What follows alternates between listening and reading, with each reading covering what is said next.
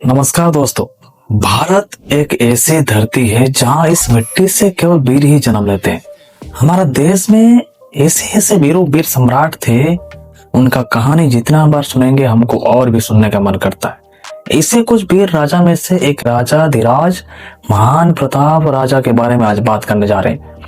उस वीर राजा का नाम बताना चाहूंगा। वो थे दिल्ली का सुल्तान, नाम है पृथ्वीराज चौहान। जो आप सब उनकी कहानी, आधी अधूरी कहानी सुने होंगे और आप सबको आधी अधूरी कहानी बताए होंगे। आप में से कुछ तो ऐसे होंगे जो राजा को भूल चुके होंगे, और हम भूले नहीं है दोस्तों। हम आपको याद दिलाते हैं। आज हम आपको ऐसे कुछ बताएंगे जो आप पहले से ना सुने होंगे, ना कभी देखे होंगे। नमस्कार दोस्तों, मेरा नाम है ओमकार नायक और आपको स्वागत है इस ज्ञान भंडार में।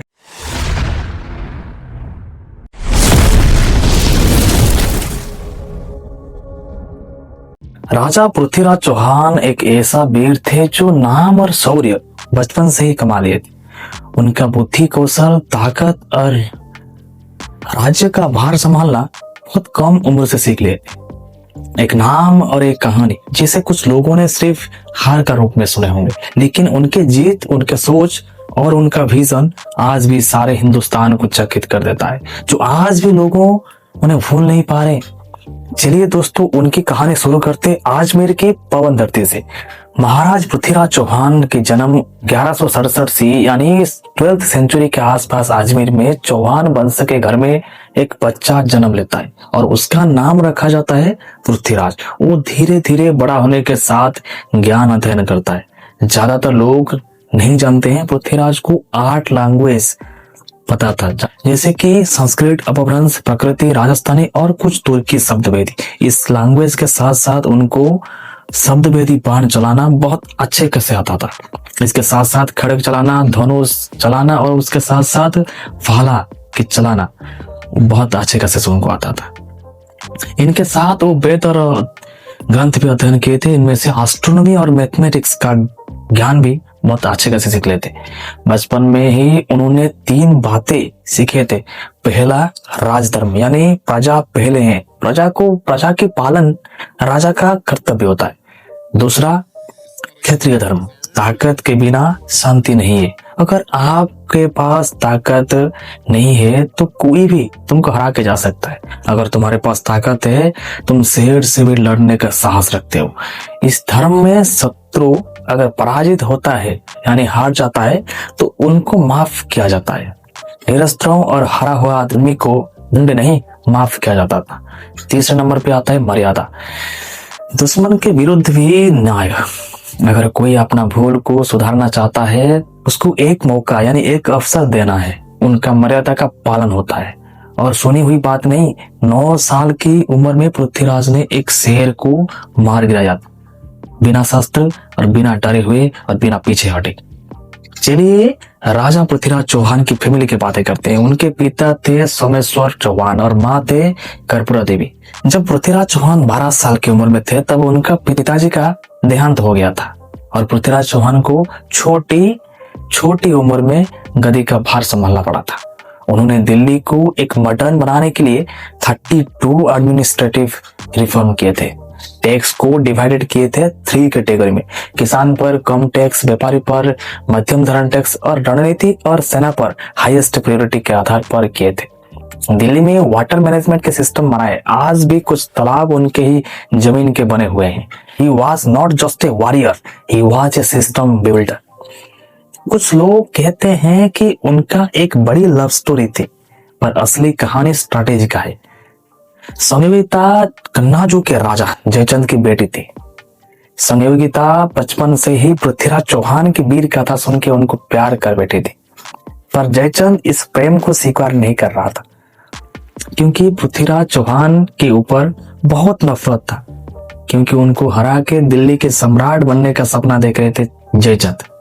सम्राट बनने के लिए सपना देख रहे थे जयचंद, इसलिए जयचंद उसका बेटी की प्रेम स्वीकार नहीं कर रहा था। कुछ दिन बाद जब जयचंद ने उसके बेटी का स्वयंवर किया और ये आदेश दिया कि केवल पृथ्वीराज चौहान को छोड़ के बाकी सभी राज्यों में आमंत्रण पत्र भेजा जाए। पृथ्वीराज चौहान को नीचा दिखाने के लिए उसका एक द्वारपाल का मूर्ति बना के रखाया गया, बट उनका बेटी जो कि पृथ्वीराज चौहान को प्रेम पत्र के साथ आमंत्रण पत्र भी लिख के दे दिया। और लास्ट में जयचंद का बेटी संयोगिता सभी राजकुमार को त्याग करके पृथ्वीराज चौहान की मूर्ति को माला पहना देते हैं। और उस टाइम में पृथ्वीराज चौहान कुछ सोल्जर को लेके पहुंच जाता है और संयोगिता को ले आता है। अगर आप में किसी राजा में दम है, अगर किसी के अंदर शक्ति है तो मुझे रोक के दिखाए, पर कोई भी उनको रोक नहीं पाया था। कन्नाजो उस समय नॉर्थ इंडिया का सबसे वेल्थी रीजन था।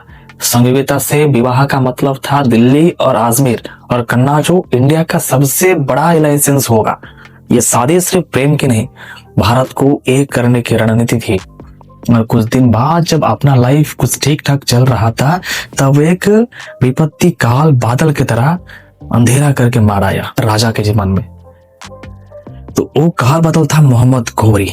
इसका पूरा नाम था सियाउद्दीन मोहम्मद गौरी, जो कि ये गौर का गजनी सिटी का रहने वाला था। अभी यह सिटी अफगानिस्तान में आता है। मोहम्मद गौरी का पहला अटैक 1191 में तराइन में हुआ था। गौरी का प्लान सिंपल था, हिंदुस्तान के सारे धन लूटने के साथ हिंदुस्तान की तरह उसका मुल्क सोने का चिड़िया कहलाए और दिल्ली पे राज करे। 1191 में जब गौरी ने अटैक किया था, पृथ्वीराज चौहान ने गौरी की आंखें उधर ही रोक दी थी और उसको ऐसे बेरहमी से हराए थे और उसका मुंह लज्जित हो गया था। उसको युद्ध में पराजित होना पड़ा था और उसको बोला गया था दोबारा इस भारत पे आंखें उठा के नहीं देखोगे। और उसको युद्ध में पराजित होना पड़ा था क्योंकि पृथ्वीराज की आर्मी थे करीब 2 लाख की और गौरी की आर्मी थे ओनली 45,000 की। फिर भी गौरी की स्ट्रैटेजी डेंजरस थी। लाइट कैवलरी और फास्ट आर्चर थी उसके पास। पर पृथ्वीराज ने पहली बार बैटलफील्ड में भी सेव्ड वेस्ट फॉर्मेशन यूज की थी। गौरी भाग गया था और उसको जिंदा छोड़ा गया था, पर यह उनका सबसे बड़ा मिस्टेक माना जाता है। पर सच ये है कि उस जमाने में क्षत्रिय धर्म यह था कि हारा चुका योद्धा को मारना पाप था और प्रिजनर को शरण देना पुण्य था। उन्होंने धर्म निभाई, लेकिन दुश्मन ने नहीं निभाया। वो कैसे बदला लेगा उसके बारे में वो सोचता रहा।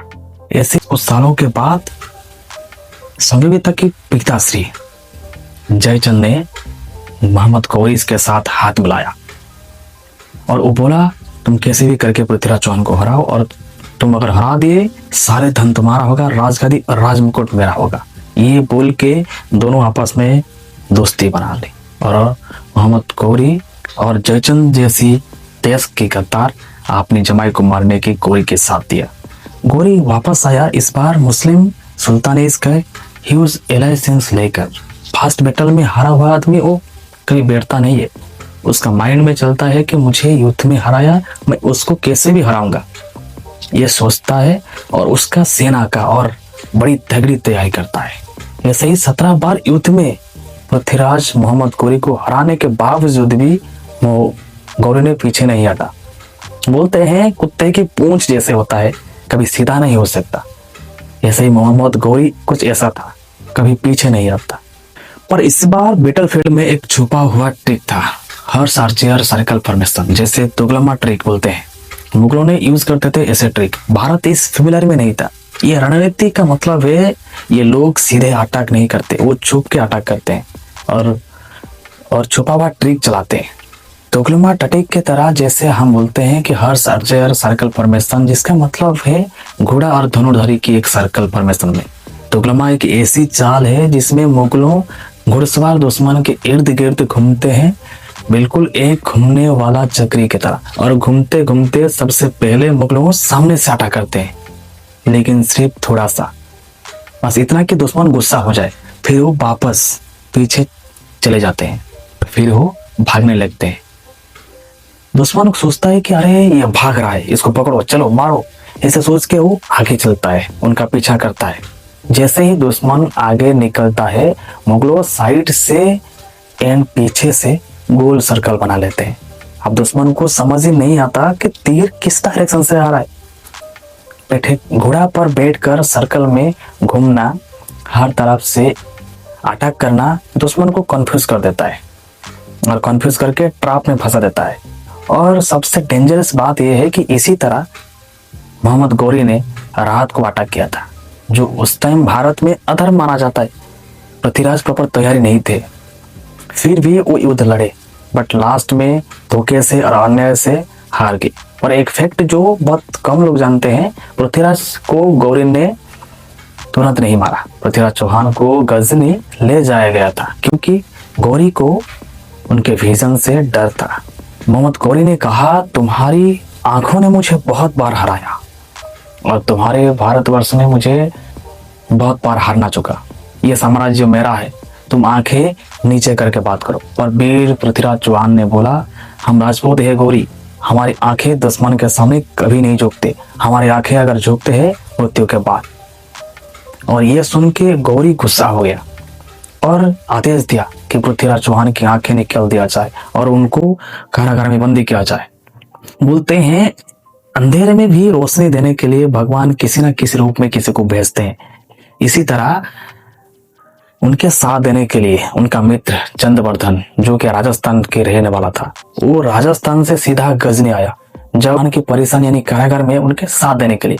जब वो गजनी का राजा मोहम्मद गौरी से बात किया और बोला, क्या तुम भूल गए हो गौरी, आपको पृथ्वीराज चौहान ने युद्ध में 17 बार हराए थे, तुम उनकी आंखें निकाल के बंदी बनाए, क्या भूल गए, तुमको भीख में तुम्हारी जान मिला था। ये सुन के गौरी गुस्सा में बोलता है, इसको भी उसके दोस्त के साथ बंदी गृह में डाल दिया जाए। और इधर चंद्रवर्ता एक चाल चलता है, बोलता है, हाँ गजनी के सुल्तान, तुम मेरे मित्रों की आंखें निकाल दिया तो क्या हुआ, पर मेरा मित्र पृथ्वीराज चौहान है, मेरा मित्र पृथ्वीराज चौहान ने बिना देखे हुए शब्द भेदी बाण चला सकता है। यह सुन के गौरी बहुत हंसा और बोला, ठीक है, तुम्हारे मित्र का यही अंतिम इच्छा पूरा कर देते हैं, और तुम्हारे दोस्त उसमें अगर असफल रहा, उसके साथ तुम्हारी भी सर कलम किया जाएगा। और उसके बाद जयचंद ने बोला, मुझे स्वीकार है। तो गौरी ने बोला, ठीक है, कल प्रातः ये कला पूरा गजनी देखेगा। चंद्रवर्ताई को भी उनके मित्र के साथ बंदी गृह में रखाया गया। पृथ्वीराज ने अंधे होने के बाद भी ना धर्म छोड़ा ना हिम्मत छोड़ा, वो बिना आंखों के तीरंदाज प्रैक्टिस करते थे। इसीलिए चंद्रवर्ताई उनको बोला, मित्र, गौरी को मारने का एक ही अवसर है, तुम शब्द वेदी बाण चला के उसको मार सकते हो। पर पृथ्वीराज चौहान ने बोला, मैं तो कुछ देख नहीं सकता, तो कैसे जानूंगा कि गौरी कहाँ पे बैठा है। तब चंद्रवर्ताई बोला, मैं तुमको एक पहेलियां बोलूंगा, तब तुम समझना और तीर चलाना, और सिर्फ आवाज सुनकर निशाना लगाना। जब सुबह हुआ तब पूरा आदमी आ गए और चंद्रवर्ताई बोला, राजा मोहम्मद गौरी, तुमको 3 बार बोलना पड़ेगा मेरे मित्रों को तीर चलाने के लिए, तब मेरा दोस्त तीर चलाएगा। तब गौरी बोलता है, निशाना लगाओ पृथ्वीराज चौहान, निशाना लगाओ, तीर चलाओ पृथ्वीराज चौहान। इसे बोलने के बाद चंद्रवर्ताई बोलता है, 4 बांस 24 का जंगोली अष्ट प्रमाण, ता ऊपर सुल्तान है मत चुको चौहान। 4 बांस 24 गज अंगुल अष्ट प्रमाण, ता ऊपर सुल्तान है मत चूके चौहान। इसको सुन के राजा पृथ्वीराज चौहान ने समझ लिया और मोहम्मद गौरी के ऊपर तीर चलाया, और वो तीर गौरी के गला में जाके लगा और वहां गौरी की अंत हो गया। और जयचंद और पृथ्वीराज चौहान दोनों आपस में खुद का अंत कर दिए, ताकि उनकी मृत्यु शत्रु के किसी हाथ में ना हो, इसलिए। और यही बनती है वो कहानी जो भारत का सबसे बड़ा मोमेंट बन गई। हिस्ट्रियन लोगों डिबेट करते हैं कि पर कुछ परेशान और संस्कृत रिकॉर्ड में एक पैटर्न रिपीट हुआ है। गौरी ने पृथ्वीराज का मजाक उड़ाया और उनका सामने तीर चलाने की परमिशन दी। पृथ्वीराज ने शब्द के बेस पर निशाना लगाया और तीर सीधा गौरी के गला में जाकर लगा। और पृथ्वीराज ब्लाइंड था पर उसका निशाना परफेक्ट था। यह इंसिडेंट भारत में शब्द भेदी बाण के नाम से मशहूर हुआ। गौरी वहीं मर गया और पृथ्वीराज ने अपने जीवन को वीर शहीद में समर्पित कर दिया। लोग कहते हैं कि पृथ्वीराज हार गया, लेकिन सच ये है उन्होंने भारत को 40 साल तक एकजुट रखा। दिल्ली को ऐसा का ट्रेड हब बनाया जब तुर्की इसको 7 से 8 बार रोक कर दिखाया। और सबसे इम्पोर्टेंट चीज, वो धर्म का पालन करते थे, ना कि लड़ने बर्बरी की तरह से नहीं। उन्होंने दिखाया राजनीति से पहले राज संभालना जरूरी। उनका सिस्टम इतना स्ट्रांग था कि उनके बाद भी चौहान डायनेस्टी 200 प्लस साल चलती रही। पृथ्वीराज चौहान सिर्फ एक योद्धा नहीं थे, एक सिस्टम, एक विजन, एक सोच थे। और आज भी जब हम दिल्ली का नाम लेते हैं तो याद आता है वहाँ कभी एक ऐसा राजा भी था जिसने दुनिया को दिखाया अंधेरा आंखों में हो सकता है पर रोशनी दिल में हो तो जीत पक्की है। ऐसा कुछ था हमारा वीर पृथ्वीराज चौहान की कहानी। ऐसे ही बहुत वीर, बहुत योद्धा हमारी इस धरती में बलिदान दिए। हम उनको कभी कभी याद करके उस चीज़ें को हम बहुत कुछ सीखते हैं। तो ये था राजा पृथ्वीराज चौहान की कहानी और हिस्ट्री। अगर आपको अच्छा लगा है तो डेफिनेटली इस चैनल को लाइक करके, सब्सक्राइब करके, बेल आइकन दबा को ऑन रखना, क्योंकि ताकि आपको ऐसे ही मोस्ट इम्पोर्टेंट वीडियो और नॉलेजफुल वीडियो आपके पास जाके पहुंच सके। तब तक आप अच्छे से रहिए, आपकी हेल्थ को अच्छे से रखिए। जय हिंद, जय श्री राम।